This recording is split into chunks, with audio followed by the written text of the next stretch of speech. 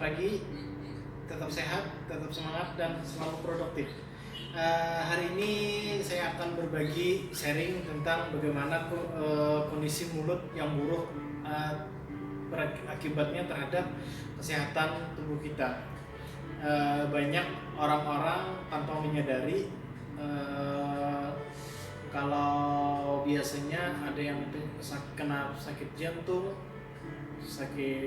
kena diabetes, stroke, itu biasanya karena pola hidup, kebiasaan makan makanan yang tidak dijaga.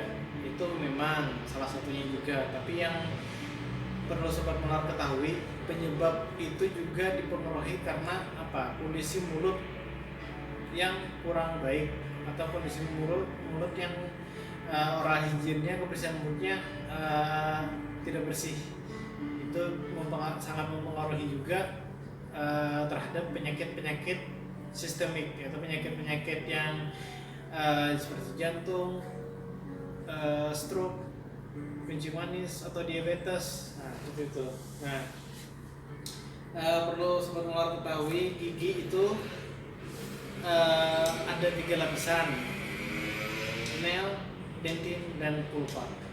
Setelah gigi itu menginfeksi sampai ke pulpa itu alirannya sudah jatuhnya ke pembuluh darah dan disebarkan ke seluruh tubuh. Nah, jadi kalau gigi itu dibiarkan begitu saja, rusak tanpa dilakukan perawatan, jadi akhirnya itu salah satu sumber masuknya kuman atau bakteri ke dalam tubuh kita. Nah, makanya itu apabila ada gigi yang rusak atau bermasalah, itu segera dilakukan perawatan. Entah itu dilakukan, kalau memang bisa dirawat, kita rawat. Kalau memang sudah tidak bisa lagi, mungkin dilakukan pencabutan. Nah, jadi rawatlah gigi kita mulai dari sekarang.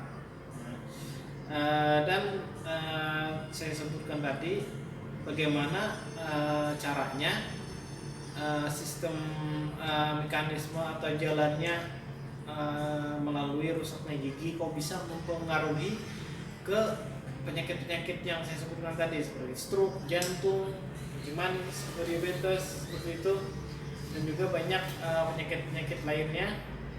Itu di sini ada video tentang ilustrasi, ya, animasi tentang perjalanan sampai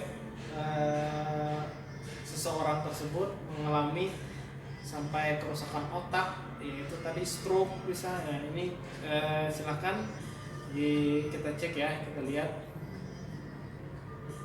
Nah, mulai dari kesehatan gigi yang buruk, ini dilihat dari kondisi mulutnya banyak karang gigi. Ini penampakan secara mikroskopik. Nah, jadi kalau karang gigi itu sudah banyak menumpuk di mulut, itu akhirnya dia masuk ke dalam gusi, dan secara mikroskopik juga karang gigi itu tajam sebenarnya. Akhirnya dia melukai gusi. Makanya biasanya karang giginya banyak, biasanya kalau sikat gigi itu pasti sering berdarah. Apalagi kalau udah parah, bisa berdarah dengan sendirinya tanpa ada tekanan atau apa. Nah, ini seperti yang di gambar animasi ini tadi sudah gusinya sudah mengalami terbuka. Akhirnya bakteri itu bisa masuk lewat pembuluh darah. Nah, akhirnya masuk ke pembuluh darah, melewati jantung dan dipompa ke seluruh tubuh. Akhirnya seluruh organ itu kena: mata, ginjal, jantung, otak, dan semuanya, seluruh tubuh kena yang dialiri oleh darah. Nah, seperti ini. Jadi itu menyebabkan kerusakan otak, dan ini penampakan dari pembuluh darah.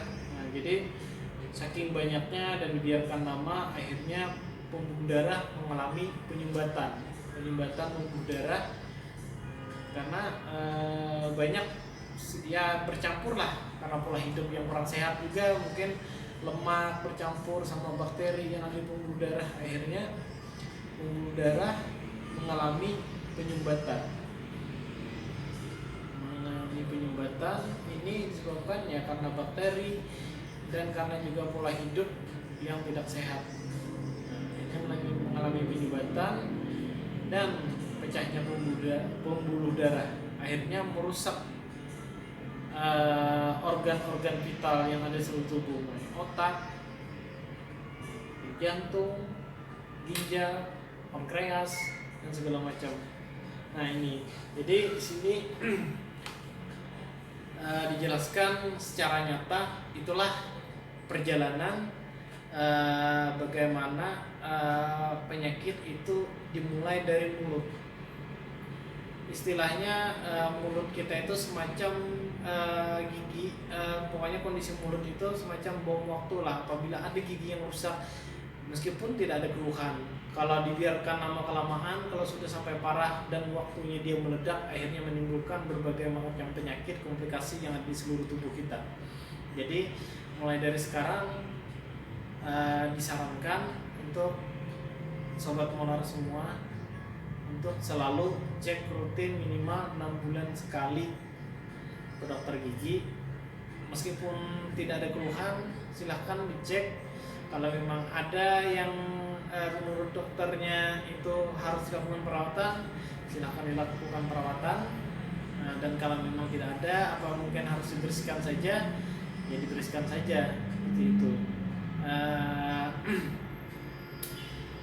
Dan juga tentunya dengan pola hidup juga harus dijaga untuk menghindari penyakit-penyakit sistemik yang ada di tubuh kita, dan juga rajin olahraga untuk menjaga keseimbangan, kestabilan tubuh kita. Terima kasih, mungkin ini saja yang bisa saya sampaikan. Semoga bermanfaat dan dapat menginspirasi. Semoga pasien, sobat-sobat molar semakin care dengan perawatan dan kesehatan gigi dan mulutnya. Terima kasih. Terima kasih. Semoga sehat selalu, tetap semangat dan selalu produktif.